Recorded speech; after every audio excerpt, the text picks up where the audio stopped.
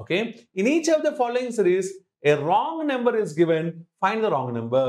క్రింది ప్రతి సంఖ్యా శ్రేణిలో తప్పుడు సంఖ్య ఒకటి ఇవ్వబడింది, ఆ తప్పుడు సంఖ్యను కనుగొనండి. చూడండి నెంబర్స్ 33, 321, 465, 537, 573, 590 అండ్ 600.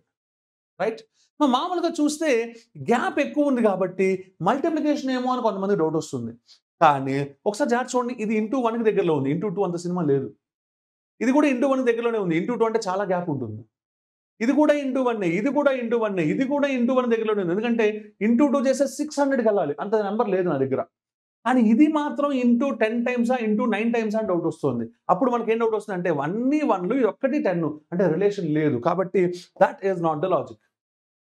ఎప్పుడైతే ఇది వర్కౌట్ కాలేదో గో విత్ బ్లైండ్లీ డిఫరెన్సెస్ లోకి వెళ్ళిపోతే 33, 321 డిఫరెన్స్ అంటే ఎంతమ్మా 288 పెరిగింది కాబట్టి ప్లస్ 288 పెరిగింది.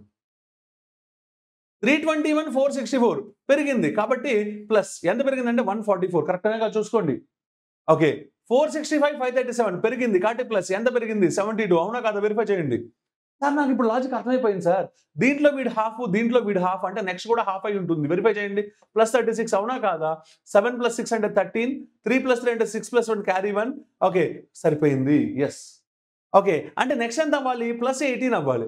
కానీ వాడు ఎక్కడి నుంచి అమ్మా ప్లస్ 17 ఇచ్చాడు. అంటే 573కి 18 యాడ్ చేస్తే ఎంత రావాలి 591 రావాలి. అవునా కాదా, 591 వస్తే నెక్స్ట్ ఎంత రావాలి ప్లస్ 9 రావాలి. అవునా కాదా, అంటే 591 + 9, ఎస్ సరిపోయింది.